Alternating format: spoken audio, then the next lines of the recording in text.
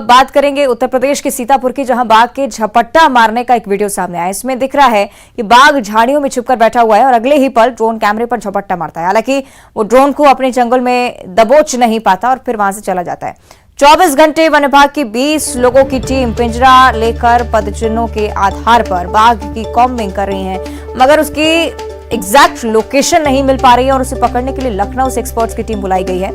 मामला महोली कोतवाली इलाके का है और यहां पर शनिवार दोपहर ग्रामीणों ने खेत में जंगली जानवर घुसने की आशंका जाहिर की थी। वन विभाग को इस बारे में जानकारी दी थी। इसके बाद वन विभाग के कर्मचारियों ने पदचिन्हों के आधार पर तेंदुआ होने की तस्दीक की और आज सुबह ड्रोन की मदद से जंगली जानवर की ये तस्वीरें सामने आई हैं। वन विभाग ने बाघ होने की फिलहाल इस पर पुष्टि की है और बाघ की दहशत से लोगों में भी खौफ का माहौल है। वन विभाग की कार्रवाई पर भी लगातार सवाल खड़े हो रहे हैं, लेकिन ये एक्सक्लूसिव तस्वीरें न्यूज 18 आपको दिखा रहा है किस तरह से बाघ के झपट्टा मारने की तस्वीरें ड्रोन कैमरे में कैद हुई हैं। ड्रोन की तस्वीर साफ होने के बाद बाघ होने की पुष्टि सहयोगी संदीप हमें इस पर ज्यादा जानकारी देंगे। संदीप, क्या कुछ किया जा रहा है वन विभाग की तरफ से अभी तक, क्या कुछ कार्रवाई हो? जी, मैं बिल्कुल आपको बताना चाहूंगा कि ये जो पूरा मामला है ये मोहली थाना क्षेत्र का मामला है। यहाँ पर अभी 2 दिन पहले जो है इंद्रपाल वर्मा अपने खेत में जो है गन्ने की फसल को देखने के गए हुए थे। उसी दौरान गन्ने के खेत में कुछ आहट जब होती है तो इंद्रपाल वर्मा जब पास में आते हैं तो उन्होंने एक जंगली जानवर होने की उस पर उनको आशंका हुई, जिस पर उन्होंने वन विभाग के अधिकारियों को सूचना दी। वन विभाग मौके पर पहुंची और उन्होंने ड्रोन से जो है कॉम्बिंग किया है। ड्रोन से जब देखा जा रहा था तभी उनको जो है ड्रोन के कैमरे में एक बाघ जो है उनको कैद किया गया है और वन विभाग भी बाघ के होने की पुष्टि कर रहा है। इसी दौरान जब ड्रोन से उसकी निगरानी की जा रही थी तो उस बाघ ने जो है ड्रोन पे झपट्टा मारने की कोशिश की। हालांकि ड्रोन से उसकी दूरी काफी दूर थी, इसलिए ड्रोन उसके बीच में नहीं आ पाया है। कुल मिलाकर अभी देखा जा रहा है कि जो कॉम्बिंग चल रही है वन विभाग के द्वारा वो नदी के किनारे जो है बाघ के पक्षी मिले, जिससे कि आशंका जाहिर की जा रही है कि जिस रास्ते से बाघ आया था उस रास्ते से वो वापस जाने की संभावना व्यक्त की जा रही है। हालांकि वन विभाग पूरी जो है अपनी सतर्कता बढ़ते हुए कॉम्बिंग कर रही है, लोगों को अलर्ट रखे हुए है कि गांव से जो लोग बाहर निकल रहे हैं वो समूह के रूप में बाहर निकले, हाथों में लाठी डंडा और कुछ मशाल टाइप की लेके निकले, जिससे कि शेर उन पे हमला ना कर सके। वहीं वन विभाग ने पिंजरा भी लगा रखा हुआ है, लेकिन अभी तक का जो है वन विभाग को किसी प्रकार की कोई सफलता नहीं मिली है। हालांकि वन विभाग शेर जो बाघ है उसको ट्रैंगलाइज करने के लिए लखनऊ से भी मदद मांगी हुई है। जी बिल्कुल, यानी कि वन विभाग की टीम लगातार ये प्रयास जरूर कर रही है कि इससे जल्द से जल्द पकड़ लिया जाए। लेकिन इस क्षेत्र के बारे में भी संदीप चाहेंगे कि आप जानकारी दें। क्या ये ऐसा क्षेत्र जहां पर अक्सर वन्यजीव आते रहते हैं? ग्रामीणों की तरफ से क्या इस पर शिकायत की गई? क्योंकि वन विभाग की कार्रवाई पर भी कहीं ना कहीं सवाल उठ रहे थे। ऐसा कोई मामला यहाँ पर? जी बिल्कुल, मैं आपको बताना चाहूंगा सीतापुर का इलाका जो है, ये जो मोहली क्षेत्र जो नदी के किनारे का इलाका है, ये पड़ोसी जिला जो लखीमपुर खीरी है वहाँ उसको टच करता है और लखीमपुर खीरी में दुधुआ नेशनल पार्क होने के कारण वहाँ पर टाइगर की संख्या ज्यादा है। इसलिए समय समय पर सीतापुर में जो है वहाँ से बाघ निकलकर जो शेर है, चीते हैं, ऐसे जंगली जानवर जो है समय समय पर सीतापुर की सीमा में प्रवेश कर जाते हैं नदी के किनारे किनारे, और जो कि हमेशा समय समय पर जो है ग्रामीणों में दहशत का एक पर्याय बने रहते हैं। अभी कुछ दिन पहले जो है देखा गया है कि सीतापुर के गांधी इलाके सकरन में भी एक तेंदुए की आमद हुई थी और तेंदुए ने एक ग्रामीण के ऊपर हमला कर दिया था। जब लोगों ने शोर मचाया तो वो ग्रामीण को छोड़ के भाग गया था, उसमें ग्रामीण घायल भी हो गया था।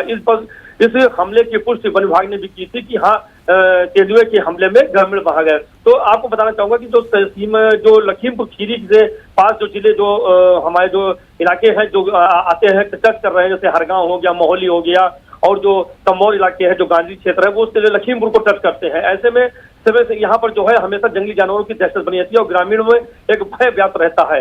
हालांकि ग्रामीणों ने इसको लेकर जो है जिला प्रशासन से कई बार इसकी शिकायत भी की कि आखिर इनसे निपटने के लिए कोई पुख्ता इंतजाम किया जाए, लेकिन जिला प्रशासन के द्वारा और वन विभाग के द्वारा हमेशा यही कहा जाता है कि जब आप लोग सतर्कता बरते और मौके पर भी कार्रवाई की जाएगी। जी बिल्कुल संदीप, भय होना लाजमी भी, क्योंकि वन्यजीवों का आना रहवासी क्षेत्रों में लगातार बढ़ता जा रहा है। क्या इससे पहले या इस बाघ ने क्या ग्रामीणों पर अभी तक हमला किया है या ऐसी कोई मामला पहले सामने आया हो? और वन विभाग की कार्रवाई को लेकर भी जानकारी चाहेंगे। अगर ये क्षेत्र ऐसा है जहां पर अक्सर वन्यजीव पहुंचते रहते हैं तो क्या ग्रामीणों की सुरक्षा में कोई कदम? जी, ग्रामीणों अगर देखा ग्रामीणों की सुरक्षा को लेकर जाए तो ग्रामीण अपनी सुरक्षा स्वयं करते हैं। जिला प्रशासन और वन विभाग की तरफ से कोई ऐसी सुरक्षा के कदम नहीं उठाए गए हैं जिससे कि ग्रामीणों को राहत मिल सके। समय समय पर जब भी यहाँ पर जंगली जानवर इस तरह से शेर हो या चीता हो जो आ जाते हैं नदी के रास्ते से यहाँ पे आ जाते हैं तो ग्रामीण अपने आप खुद ही इनसे मोर्चा लेते हैं। हालांकि जब कहीं इनके तेंदुए की आमद होती है या दिखाई देते हैं, इनके पक्षी मिलते हैं तो एहतियातन के तौर पर जो है वन विभाग के द्वारा पिंजरा लगाया जाता है और पिंजरे के साथ साथ में उनकी निगरानी भी की जाती है। अगर जब कहीं हिंसक हो जाता है, कोई जानवर जंगली जानवर हिंसक हो जाता है तो उसको ट्रैंक्विलाइज करने के लिए लखनऊ वन विभाग से भी मदद मांगी जाती है।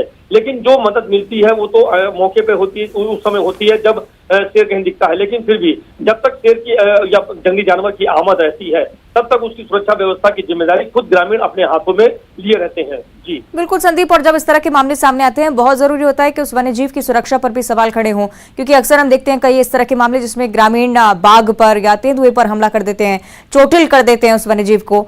बहुत जरूरी कि बाघों के संरक्षण को लेकर भी जिस तरह से कदम उठाए जा रहे हैं वन विभाग इस ओर भी ध्यान दे। संदीप जी बिल्कुल, जैसा कि सरकार का एक प्राथमिकता भी है कि वन जीवों को जो है शेर हो गए कोई या अन्य चीते हो गए इनको संरक्षण के लिए भी सरकार जो है कदम उठाए हुए है। लेकिन सरकार को अभी इसमें मजबूत अपने कदम उठाने पड़ेंगे, वन विभाग को और मजबूती प्रदान करनी पड़ेगी। क्योंकि जब देखा जाता है कि जंगली जानवर जब हिंसक हो जाते हैं तो ग्रामीण आक्रोशित हो जाते हैं। अगर किसी के ऊपर हमला हो गया या किसी को बाघ के द्वारा हमले में उनकी मौत हो जाती है तो ग्रामीण आक्रोशित हो जाते हैं। बिल्कुल संदीप, आप ठीक कह रहे हैं। किस तरह से दोनों ही तरफ से हमला हो सकता है और इसलिए सुरक्षा को लेकर वन विभाग की तरफ से कोई एक्शन जरूर होना चाहिए। बहुत शुक्रिया आपका संदीप इस पूरी जानकारी के लिए। तस्वीरें देखिए हम लगातार दिखा रहे हैं, एक्सक्लूसिव तस्वीरें न्यूज 18 आप तक पहुंचा रहा है। ड्रोन कैमरे के जरिए बाघ की तस्वीरें कैद हुई जिसे पकड़ने के लिए कोशिशें हो रही हैं। आगे बढ़ते बात करेंगे मुंबई से मिल रही बड़ी खबर की। बागेश्वर धाम सरकार की सभा का आयोजन यहां पर हो रहा है और इसी सभा के लिए पुलिस का एक नोटिस जारी हुआ है। अंबरनाथ के शिवाजी नगर पुलिस ने धीरेन्द्र कृष्ण शास्त्री के नाम नोटिस जारी किया है। बागेश्वर धाम सरकार के कार्यक्रम के आयोजक के नाम भी ये नोटिस। पुलिस की चेतावनी ये है कि बाबा कोई भी ऐसा बयान ना दे जिससे कानून व्यवस्था की कोई समस्या यहां पर पैदा हो। नोटिस में अंधश्रद्धा और धार्मिक तनाव को ऐसे किसी तरह के बयान को ना देने की चेतावनी साफ तौर पर दी गई है। और सभा से पहले ही वंचित बहुजन अघाड़ी ने पुलिस को इस बारे में शिकायत पत्र भी भेजा था। मुंबई के पास अमरनाथ में बागेश्वर महाराज का शिव मंदिर परिसर में हनुमान कथा का कार्यक्रम लगातार चल रहा है। सहयोगी वसीम अंसारी मुंबई से हमारे साथ लाइव जुड़ रहे हुए हैं, उनका हम रुख कर लेते हैं। वसीम, जिस तरह से हम तस्वीरें सोशल मीडिया पर भी देख रहे हैं, मुंबई में भारी जन सैलाब इसे हम कहेंगे, काफी संख्या में लोग जनसभा में इस सभा में शामिल होने के लिए पहुंच रहे हैं। वसीम, क्या कुछ कहा गया है पुलिस की तरफ से, साथ ही क्या कोई रिएक्शन अभी तक धीरेन्द्र कृष्ण शास्त्री की तरफ से?